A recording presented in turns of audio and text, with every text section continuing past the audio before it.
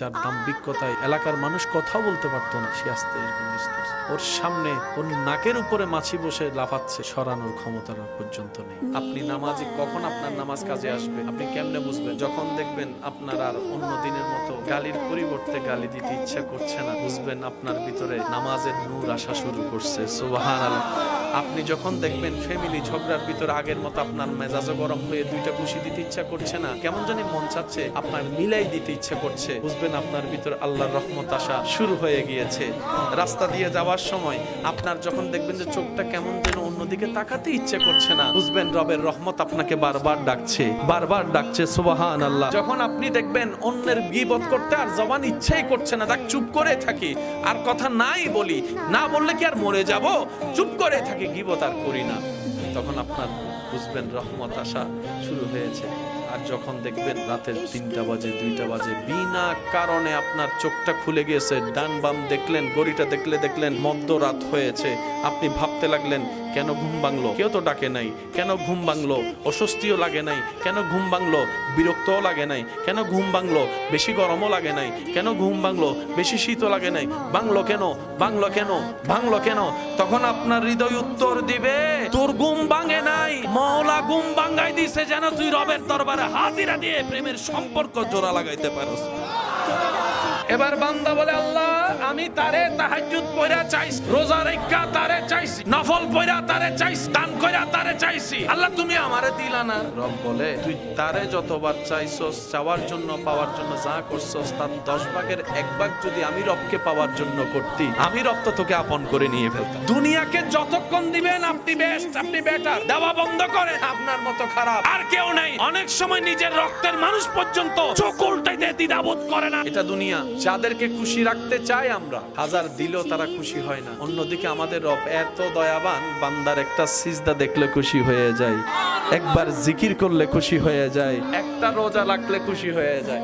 আমরা বোকা বলে স্রষ্টাকে খুশি না করে সৃষ্টির পিছনে লাগি। আমরা খুশি রাখতে চাই কাকে? সৃষ্টিকে। কিন্তু মূলত আমাদের খুশি রাখার দরকার ছিল স্রষ্টাকে। এবার বলেন, সৃষ্টিতে একজন নাকি কোটি কোটি? আপনি কয়জনকে খুশি রাখবেন? একজন খুশি হলে তো 10 জন নারাজ। বুদ্ধিমানরা কি করে জানেন? সৃষ্টিকে খুশি রাখতে চায় না, তারা স্রষ্টাকে খুশি রাখার জন্য সৃষ্টির সেবা করে। স্রষ্টা যখন খুশি হয়, স্রষ্টার সৃষ্টি তার হয়ে যায়। বান্দা যখন দুনিয়াতে গভীর রাতে রবের ইবাদতে দাঁড়ায়, মাটিওয়ালা যেরকম তারা দেখে, আসমানওয়ালারা সেই মানুষটাকে তারার মতো জ্বলতে দেখে। যখন বান্দা রবের স্মরণে থাকে, জিকিরে থাকে, আমলে থাকে, তখন সেটা ওই আসমানওয়ালার এখান থেকে দেখে যে একটা তারা জ্বলতেছে, তারা তারা তারা। সেজন্য মাথায় রাখবেন এবং মনে রাখবেন, জিততে চায়েন না, জিতাই দেন। আমি গুনাহগার, আমি নেককার, আমি কমতি আছি, উনাকে আল্লাহ অনেক দিয়েছেন, আমি আল্লাহর প্রিয় হতে পারি না, ইনি আল্লাহর প্রিয় হয়েছেন। আমার গুনাহ হচ্ছে 10টা, ওনার গুনাহ হচ্ছে মাত্র 2টা, ওনার চাইতে বেশি গুনাহগার আমি হয়েছি। আপনি যত নিজেকে ছোট বানাবেন, এদিকে আপনি ছোট বানাতে থাকবেন, এদিকে আপনার লাভ কি হচ্ছে দেখেন। অটোমেটিক আপনার ভিতর থেকে আল্লাহর অপছন্দনীয় অহংকার গায়েব হয়ে যাবে, আল্লাহর অপছন্দনীয় হিংসা গায়েব হয়ে যাবে, আল্লাহর অপছন্দনীয় রাগ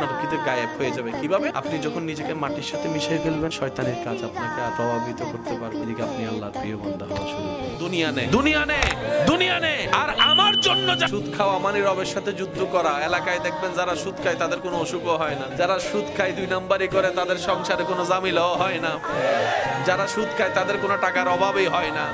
আর যারা সৎ পথে চলে, 10 টাকা কামাইলে 20 টাকা খরচ ওষুধের মধ্যে লেগে যায়। অনেক সময় আমরা এই ক্যালকুলেশনটা বুঝি না। মনে রাখবেন, মুসলমানদের জন্য দুনিয়া আসল নয়, আখিরাত আসল।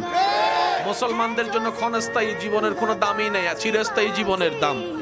তারাও অপরাধী, কিন্তু রবের বান্দা। রব এমন দয়াবান, বলে যে বান্দাটা তো আমার, ভুল করুক আর যাই করুক, বান্দাটা তো আমার, যা তুই তো আখিরাত পাবি না। আপনি বলবেন তুই এখানে নে, আমি ওইখানে। মন যখন খারাপ লাগবে, দুনিয়ার এই ব্যস্ততায় সততা থাকার পরও যখন আপনি কষ্টে থাকবেন, অপরাধীরা যখন ভালো থাকবে, এটা দেখে যখন শয়তান আপনার মনে ঢুকে দিবে হালাল ইনকামে সংসার চলে না, একটু 2 নম্বরে কর, সবাই করে, তুই বললে সমস্যা কি? তখন আপনি বলবেন, শান্ত হোক, আমি একটু নিব না, আমি বেশুমার বেশি নিব। আমি সেটা নিব না যেটা চলে যাবে, আমি সেটা নিব যেটা চিরস্থায়ী থেকে যাবে। আমি সেটা নিব না যেটা আমি কামাবো, অন্যরা রাজত্ব করবে, আমি সেটা নিব না। আমি নিব যে যেখানে আমার আল্লাহ আমাকে দিবে আজীবন, আমি রাজত্ব করব জান্নাতের বাগান।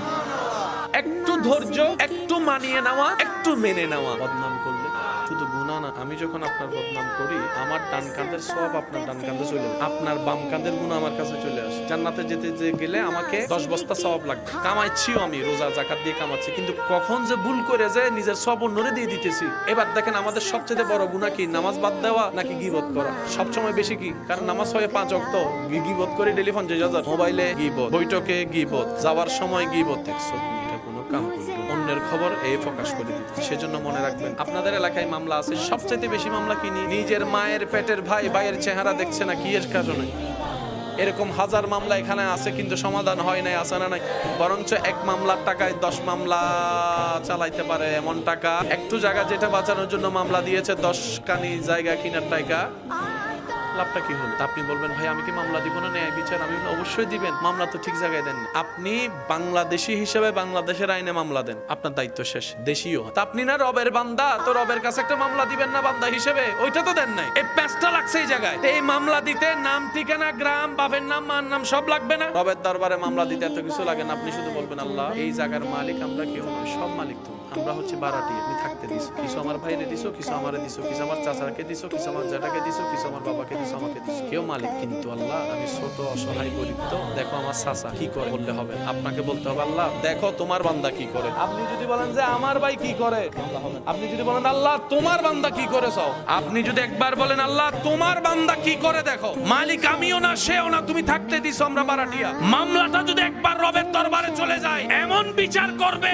আপনার না লস হয়ে গেল। আল্লাহ পাক বলে যে তুই বিচার আমার কাছে দিছো, লস কেমন হবে? মান জাআ বিল হাসানাতে ফালাহু আশরু আমসালিহা, যতটুকু গিয়েছে তার 10 গুণ বেশি আমি আল্লাহ তোকে, না হয় তোর সন্তানদেরকে, না হয় তোর নাতিপতিকে আমি আল্লাহ দিব। আজকে থেকে কোনোভাবেই অস্থির হওয়া যাবে, আজকে থেকে অধৈর্য হওয়া যাবে, আজকে থেকে হাই পাওয়ারি হওয়া যাবে, আজকে থেকে টিং টং মাইট দেওয়া যাবে।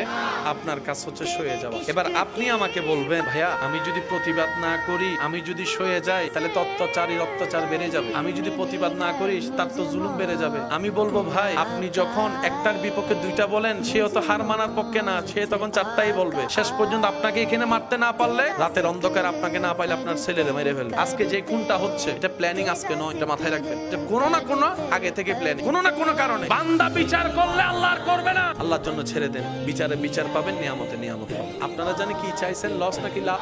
একটু না বেশি? যদি বেশি লাভ চান তাহলে ধৈর্য ধরতে হবে, সইতে হবে, মানতে হবে, মানিয়ে নিতে হবে। সবসময় হাসি রাখবেন। দুশ্মনও যেন আপনার হাসি দেখে টেনশনে পড়ে, কিরে তারা এত জ্বালায়, সে জ্বলে না কেন? তারা এত বদনাম করি, এত ক্ষতি করি, তার মায়ের ছেলের বিয়েটা ভেঙে দিছি, তারপরে তার মনে কোনো দুঃখ নেই, ব্যাপার কি? এত হাসে কেন? সুখটা পাই, সুখ থেকে সুখ পাই। এই টেনশনে জানে তার রাতের ঘুম হারাম হয়ে যায়। শত্রুকে আঘাত দিতে হাতের প্রয়োজন নাই, এমন ভাবে ভাব নিবেন তার সামনে আপনার চাইতে ভালো আর কেউ নেই। ভিতরে যে আপনাকে মেরে রক্তাক্ত করবে, বসে থাকেন, অপেক্ষা করেন কখন তার কিংবা তার পরিবারের রক্তের প্রয়োজন হয়। যদি এরকম হয় আপনি আগে গিয়ে বলবেন যে ভাই আমার রক্তটা নেই, যদি ব্লাড গ্রুপ নেই, উত্তর সেদিন হয়ে যাবে যাকে আমি মেরে রক্তাক্ত করলাম সে আজকে আমার বিপদে আমার জন্য রক্ত নিজের শরীর থেকে দিতে আসলো। ইজ্জত এভাবেই আসে, রহমত এভাবেই আসে, জয় এভাবেই আসে। বলেন সুবহান। বিশ্বাস করেন প্রতিশোধের শান্তি যতটুকু ক্ষমা করে দেওয়ার শান্তি তার চাইতে অনেক বেশি। এই সৃষ্টি জগতে আল্লাহর সৃষ্টিতে আমাদের নবীর মতো পাওয়ারফুল আল্লাহ কাউরে বানাই নাই। যিনি আঙ্গুল তুললে আসমানের চাঁদ, যিনি আল্লাহর হুকুম দেওয়ার সাথে সাথে মাটি 2 ভাগ হয়ে আবু জাহেলকে কতরায় করে বসছে। তিনি রাস্তা দিয়ে হেঁটে গেলে পাথরগুলা সালাতু সালাম দিত, যার ঘরে জিবরাইলের মতো ফেরেশতা খাদেম হয়ে আসতো। যিনি বেড়াতে যাওয়া মেরাজ, সেই নবীকে হাজার কষ্ট দেওয়ার পরে যখন মক্কা বিজয়ের পরে আসলো, সবাই তো ভয়ে পালাই গেছে। তাদের চিন্তা ছিল যখন মুহাম্মদ সাল্লাল্লাহু আলাইহি ওয়াসাল্লাম একা ছিল, আমরা কষ্ট দিয়েছি, খাবার বন্ধ করে দিয়েছি, রাস্তা বন্ধ করে দিয়েছি, অপবাদ দিয়েছি, হামলা করেছি। আজকে তো উনি একা নয়, 10,000-এর বেশি মানুষ ওনার সাথে আছে, নিশ্চয়ই ওই দিনের প্রতিশোধ আজকে নিবে। ওদের চিন্তা করে ওরা পালাই গেছে। নবীজি কাবা শরীফের দরজার সামনে গিয়ে দাঁড়ায় বলে, কে আছো যারা আমাকে গালি দিয়েছো? কোথায় তোমরা যারা আমার পথ বন্ধ করেছো, রাস্তা বন্ধ করেছো? আমি নবী সবাইকে সাধারণ ক্ষমা ঘোষণা করে দিলাম। এবার আল্লাহ তাআলা আপনার রিজিকে লিখেছেন যে আমার বান্দা 2035 সালে এটা পাবে, যেটা আপনি এখন চাচ্ছেন, যে পজিশন আপনি এখন যেতে চাচ্ছেন। আপনি মাথা ফুটাই রক্ত বের করলো 35-এর আগে আপনি পাবেন কারণ লেখা হয়ে গেছে। এবার আল্লাহকে জিজ্ঞেস করেন, আল্লাহ আমার তো 25 সালে দরকার, 35-এ রাখলেন কেন? রব বলে যে তোর জন্য কখন কোনটা ভালো, কোন সালে ভালো সেটা আমি জানি, আমার চাইতে ভালো তুই জানোস না।